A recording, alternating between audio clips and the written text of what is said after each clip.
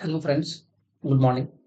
आज हम 20 जून का करंट अफेयर्स है, प्रीलिम्स ओरिएंटेड, वो अपन डिस्कस करेंगे। और जो आपके जो जैसे बैकलॉग जितने भी है ना, जो दो तीन वीडियो जो अपने पेंडिंग है, वो सारे वीडियो में एक साथ ही आज डिस्कस कर लूंगा।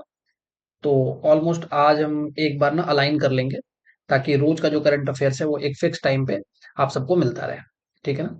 तो चलिए स्टार्ट करते हैं। तो सबसे पहला न्यूज जो था ना, अभी सिप्री ने अपनी ईयर बुक रिपोर्ट को रिलीज किया है, जो 56th एडिशन है। ठीक है ना? अब ये सिप्री क्या है? ठीक है ना, ये है Stockholm international peace research institute.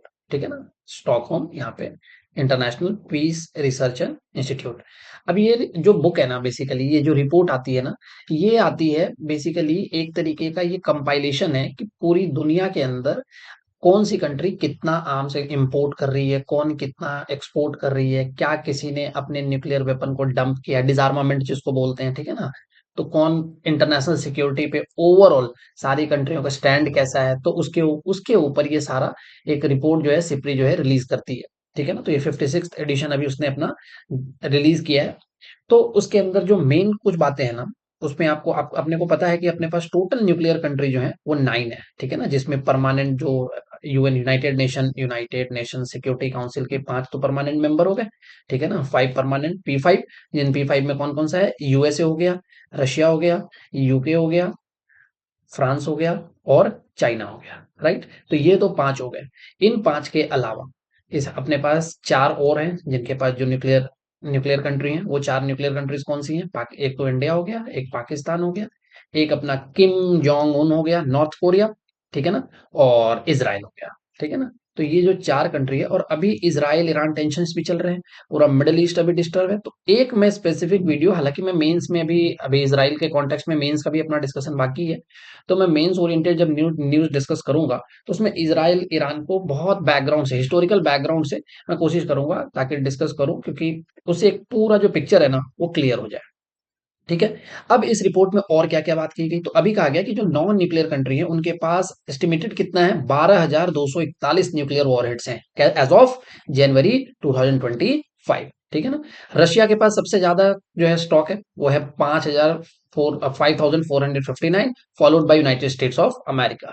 उसके पास 5,177 वॉरहेड्स हैं। अच्छा, इस अगर आप देखो तो सबसे ज्यादा जो आर्म्स इंपोर्ट किया है उन्होंने किसने किया है? नंबर 1 पे यूक्रेन है, ये कंटिन्यूअसली 2 ढाई साल से वॉर में है, इन्वॉल्व है रशिया के साथ। सेकंड नंबर पे इंडिया। ठीक है ना? थर्ड पे कतर, फोर्थ पे सऊदी अरेबिया, फिफ्थ पे पाकिस्तान। अब आप देखोगे सऊदी अरेबिया भी ना, ये इन दिनों जो है, अभी आप कुछ सालों से देखोगे तो ये आर्म जो हाईएस्ट, जो इसको कहते हैं ना लार्जेस्ट आर्म्स रिसिपिएंट, उसमें हमेशा अपनी पोजीशन को, ये सऊदी अरेबिया, आप देखोगे कि सऊदी अरेबिया आपको दिखेगा उस लिस्ट में। ठीक। अब इसमें ना कुछ और इन्फॉर्मेशन अगर आप जैसे देखो इंडिया स्पेसिफिक, तो इंडिया के पास ना एग्जैक्ट फिगर तो इसने नहीं दिया है, मतलब 180 के अराउंड। ठीक है ना? जो अप्रोक्सीमेशन है वो 170। अब ये स्ट्रेटेजिक इन्फॉर्मेशन है, तो एग्जैक्ट भी इन्फॉर्मेशन वो ये अपन नहीं बता सकते। ठीक है ना? तो इंडिया के पास माना जाता है कि 180 के अराउंड, 180 हमारे पास न्यूक्लियर वॉरहेड्स हैं। ठीक है ना? 180 के अराउंड। और पाकिस्तान के पास, ठीक है ना, पाकिस्तान के पास 170 के अराउंड है। ठीक है? पर चाइना को अगर आप देखो तो चाइना के पास 600 प्लस न्यूक्लियर वॉरहेड्स हैं। तो ये एक एस्टिमेशन है। डन। चल, तो अब अपन आगे। अच्छा, एक और बात, एक और इसके अंदर ना, ये जो रिपोर्ट्स आती है ना कि कितना ये वैल्यू को, अगर स्टेटमेंट बेस आ गया ना कभी क्वेश्चन, तो ये सिर्फ वैल्यू बताता है। ठीक है ना? सॉरी, ये जो है ना, ये वैल्यू को डिपिक्ट नहीं करते कि कितने रुपए का या कितना मतलब करेंसी में इसको एक्सप्रेस नहीं करते। जो रिपोर्ट्स आती है, ये आती है टोटल। अगर आप देखो तो वॉल्यूम को एक्सप्रेस करते हैं कि कितना क्वांटिटी है। ठीक है ना? सो ये क्वांटिटी को बताते हैं कि कितनी क्वांटिटी है, मिलिट्री स्टॉक पाइल कितना है, एग्जैक्ट क्वांटिटी पे ये बात करते हैं। वैल्यू कितने रुपए का है, कौन कितना एक्सपेंसिव है। अब किसी कोई एक मान के चलो, कोई फाइटर जेट है वो 600 करोड़ का है, या कोई मिसाइल सिस्टम जो है 500 करोड़ का है और उसके पास 10 है, तो वो क्वांटिटी के बारे में सिर्फ बात करते हैं। ठीक है ना? वॉल्यूम के बारे में। ठीक है ना? डन। चलो नेक्स्ट आर्टिकल पे चलते हैं अपन। अगला आर्टिकल है आईसीसी वर्ल्ड टेस्ट चैंपियनशिप का। ठीक है ना? अभी रिसेंटली क्या हुआ है, तीसरा जो थर्ड एडिशन है, थर्ड साइकिल, जिसको थर्ड साइकिल बोलते हैं, ये भी कंक्लूड हुआ है, जिसमें साउथ अफ्रीका ने किसको? ऑस्ट्रेलिया को हराया। ठीक है ना? अब देखो इसके 3 साइकिल ऑलरेडी हो चुके हैं, 2019-21। ठीक है ना? 21 to 23 और 23-25। ये पहले वाले में सबसे पहले। ठीक है ना? सबसे पहले, अच्छा इंडिया यहाँ भी था, इंडिया यहाँ भी था। तो सबसे पहले India versus New Zealand, India versus अभी रिसेंटली ऑस्ट्रेलिया, और अभी साउथ अफ्रीका वर्सेस ऑस्ट्रेलिया। ठीक है ना?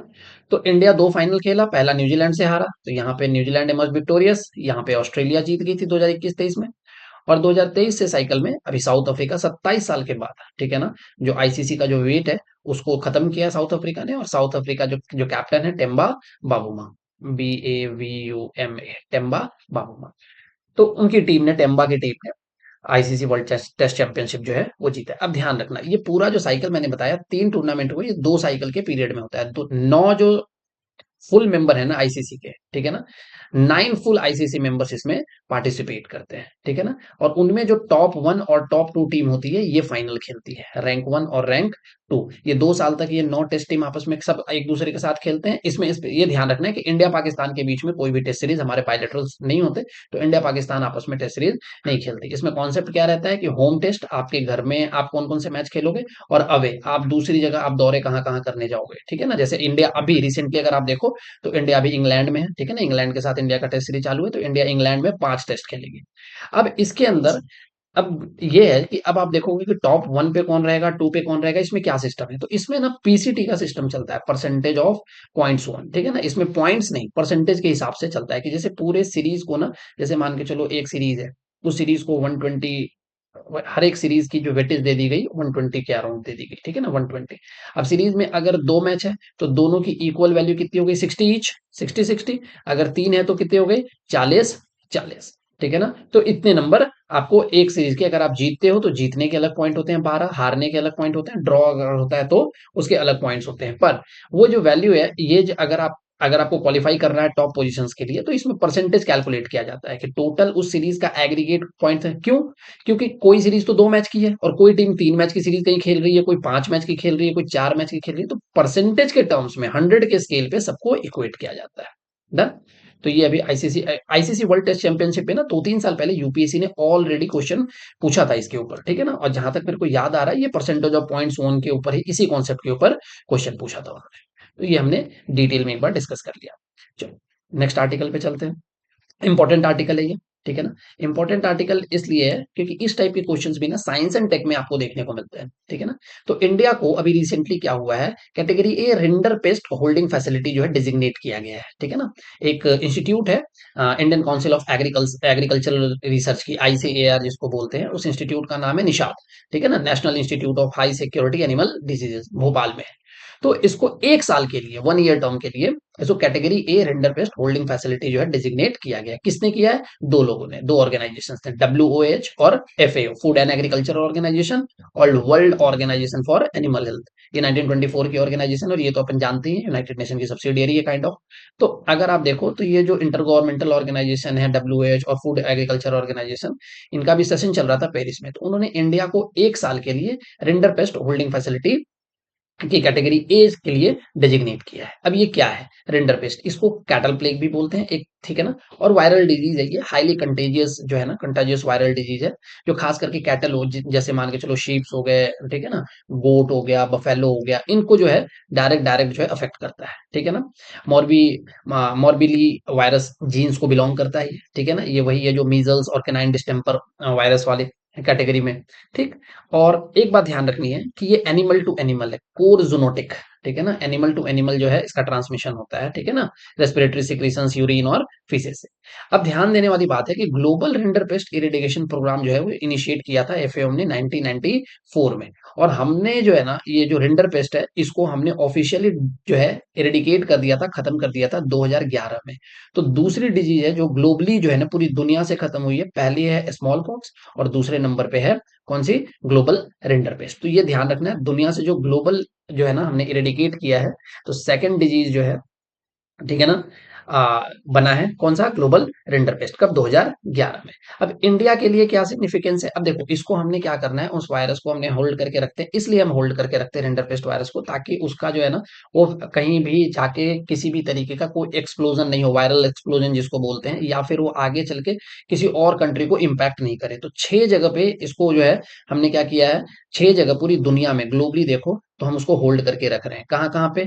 आप देखो यूके में है, यूएसए, फ्रांस, जापान, इथोपिया, और सिक्स्थ कंट्री जो है वो अभी कौन बना है? इंडिया। निषाद भोपाल आईसीएआर की इंस्टीट्यूशन है वो। तो इसमें हमारे लिए इंपॉर्टेंट क्या था? एक तो रिंडरपेस्ट के बारे में, दूसरी बात दो डिजीज जो हैं जिनको हमने इरेडिकेट किया है ऑफिशियली, ग्लोबल इरेडिकेशन। डन। चलो नेक्स्ट आर्टिकल पे चलते हैं। नेक्स्ट आर्टिकल हमारा है कि डिजास्टर मैनेजमेंट के रिगार्डिंग नए कुछ टेक्निकल जो टेक्नोलॉजी से रिलेटेड प्लेटफॉर्म्स हैं उनको अनवील किया है अभी यूनियन होम मिनिस्टर ने, ठीक है ना, अमित शाह जी ने। ठीक, ताकि जब कभी भी डिजास्टर मैनेजमेंट, जब कभी भी डिजास्टर आए और उसको मैनेज करना हो ना, तो उसकी स्पीड और प्रिसीजन एकदम जो है ना, उसका इम्पैक्ट जो है ना, या हम कहें इसको कहते हैं डीप पेनिट्रेशन, कि हम अच्छे तरीके से इफेक्टिवली उसको मैनेज कर पाए। ठीक है ना। तो तीन प्लेटफॉर्म कौन से हैं? तो सबसे पहला है integrated control room for emergency response, ICR ER. अब नाम से पता लग रहा है ये जो कंट्रोल रूम है ये इंटीग्रेटेड है। अभी मैंने क्राउड मैनेजमेंट का आर्टिकल जब डिस्कस किया था तब भी मैंने ये बात कही थी कि हमें ऐसा कुछ चाहिए होगा इंटीग्रेटेड कंट्रोल रूम।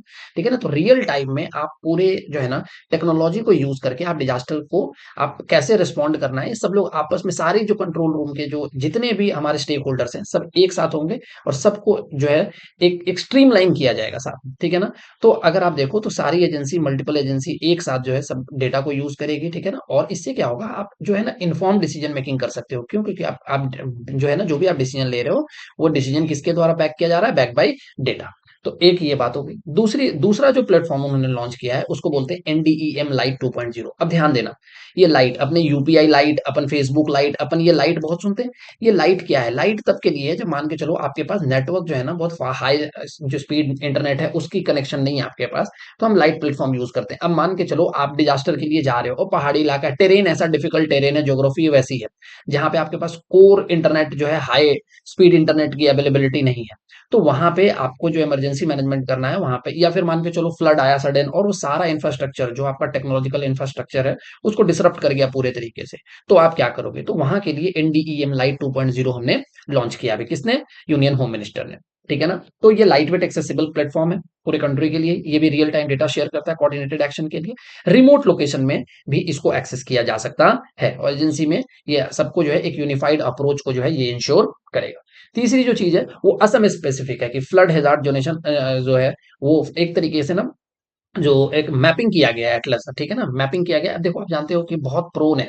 ठीक है ना। असम में फ्लड प्रोन एरियाज हैं खूब सारे। ठीक है ना। ब्रह्मपुत्र हमेशा जब भी अपना कोर्स चेंज करती है और असम में जब उसके बाद बारिश के टाइम पे, तो असम में हमेशा फ्लड आपको देखने को मिलता है। तो इससे क्या करना है, एक तो हमें सैटेलाइट बेस्ड एनालिसिस करना है फ्लड जोन्स का।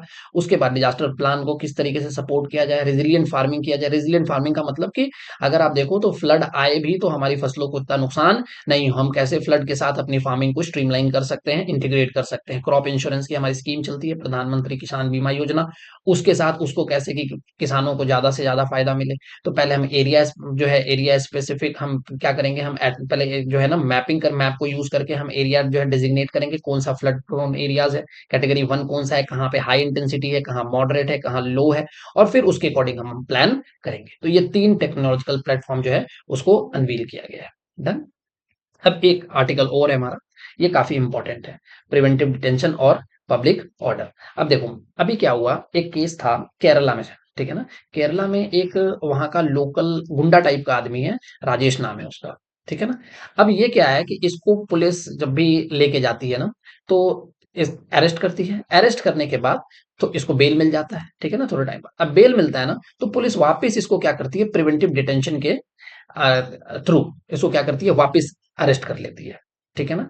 तो इसकी जो वाइफ है वो कोर्ट जाती है, और पहले हाई कोर्ट फिर वहां से सुप्रीम कोर्ट। तो सुप्रीम कोर्ट ने बोला है कि प्रिवेंटिव डिटेंशन जो है ना ये एक्स्ट्रा ऑर्डिनरी मेजर है, ये ऐसे नहीं आप यूज कर सकते। ठीक है ना। और ऑर्डर, बेल ऑर्डर को जो अब ये कई सालों से जेल में ही बंद है, इसको बेल मिलता है, फिर इसको प्रिवेंटिव डिटेंशन में इसको कर लिया जाता है। अब आप बात करोगे तो दो देखो, बेसिकली हमारे पास दो डिटेंशन होते हैं, प्रिवेंटिव और प्यूनिटिव डिटेंशन।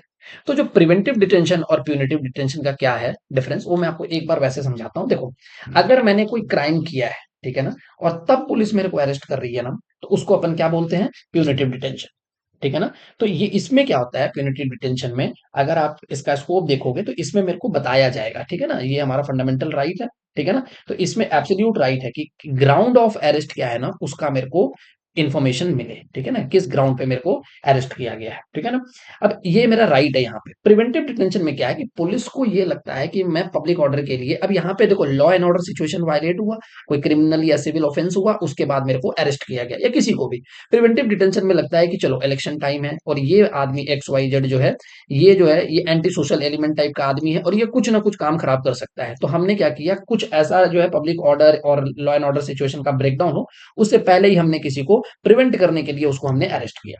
तो इसके अंदर क्या है, अगर आप देखोगे तो इन्फॉर्म तो करना है, लेकिन जो इन्फॉर्मेशन कई बार आपको लगता है कि पब्लिक जो है पब्लिक इंटरेस्ट में नहीं है, ठीक है ना, तो आप बता सकते हो, लेकिन अगर पब्लिक इंटरेस्ट की बात है ना, तो आप उस इन्फॉर्मेशन को विदहेल्ड कर सकते हो, तो इसमें कंपलसरी नहीं है, बताना चाहिए, ठीक है ना, पर यहाँ पे आपके पास राइट है, ठीक है ना, जानने का कि आपको क्यों अरेस्ट किया गया है, ठीक है ना। यहाँ पे अगर प्रिवेंटिव डिटेंशन जो डिटेंशन है, हालांकि अगर आप उसको देखोगे तो उसके अंदर जो है आपको अपॉर्चुनिटी मिलती है कि आप अपना जो भी डिटेंशन ऑर्डर है उसके अगेंस्ट आप अपना केस जो है वो आप फाइल करो, आप मत, ठीक है ना, आपको अपॉर्चुनिटी दिया जाता है, ठीक है ना, कि आप अपना केस प्रेजेंट करो, ठीक। और ये जो है ना प्रिवेंटिव डिटेंशन, ये सेफगार्ड दोनों के लिए अवेलेबल है, सिटीजन्स के लिए भी अवेलेबल है, और ठीक है ना, और एलियंस के लिए भी है, ठीक है ना। ये हम सिटीजनशिप वाले चैप्टर में पढ़ चुके हैं कि दो तरीके के हमारे जो लोग होते हैं, जो एक सिटीजन और एक एलियंस, तो ये दोनों के लिए इसमें सेफगार्ड अवेलेबल है। पर अगर आप प्यूनिटिव डिटेंशन के लिए जाते हो ना, तो प्यूनिटिव डिटेंशन में एलियन और स्पेसिफिक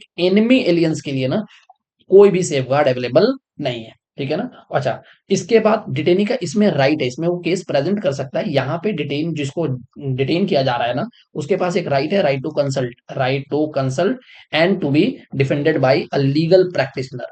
किसी भी लॉयर को मैं बुला के मैं अपने आप को डिफेंड प्रैक्टिशनर, ठीक है ना, मैं लॉयर को बुला के और मैं अपने आप अपना केस जो है प्रॉपरली डिफेंड करवा सकता, ठीक है ना।